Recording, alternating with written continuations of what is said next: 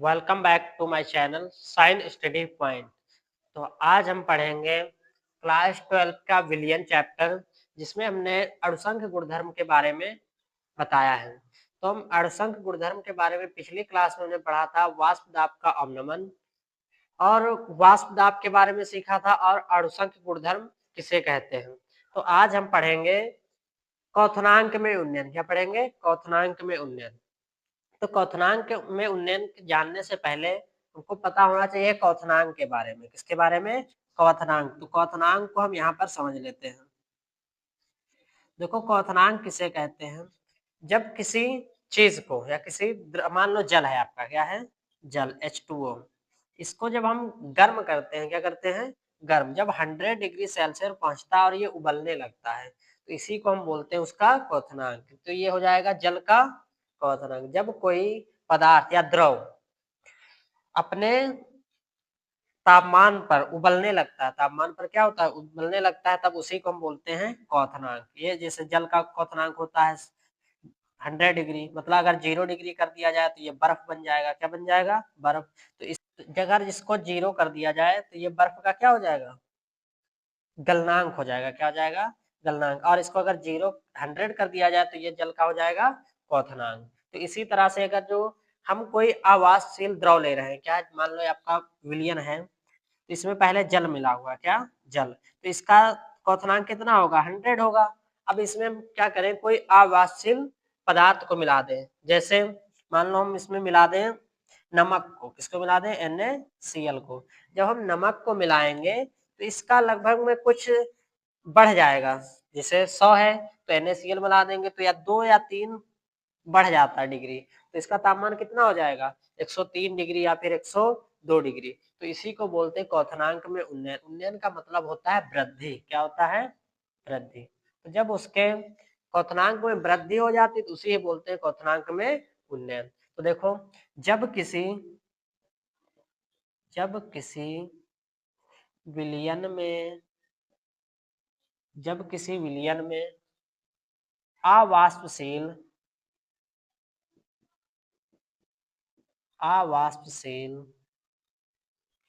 पदार्थ को मिलाया जाता है तो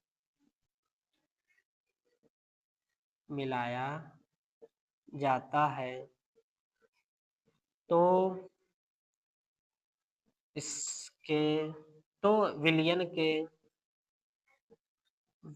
के क्वथनांक में वृद्धि हो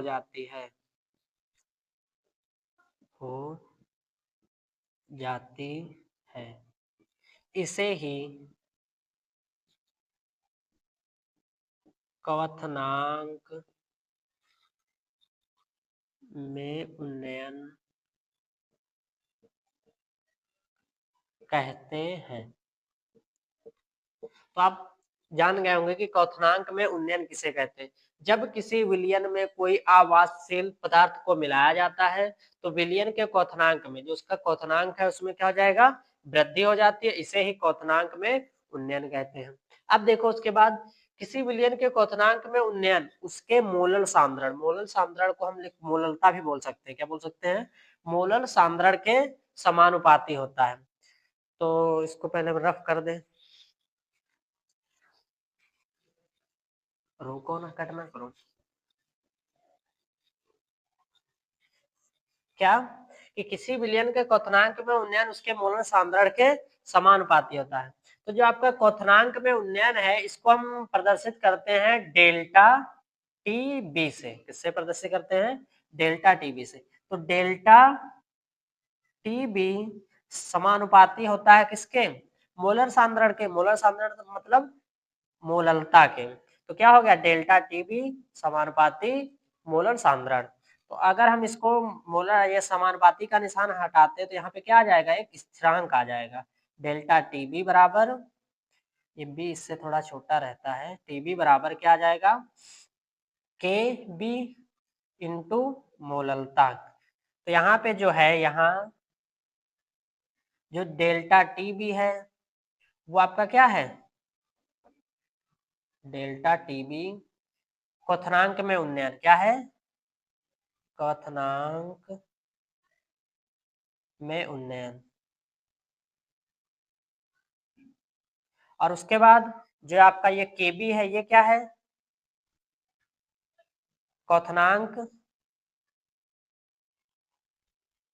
उन्नयन स्थिरांक डायरेक्ट बोल देते हैं, क्या बोलते हैं, उन्नयन स्थिरांक। क्या हो जाएगा, उन्नयन स्थिरांक। और उसके बाद ये जो m है ये इसको जानते ही हैं, मोललता। क्या हो जाएगा, मोललता।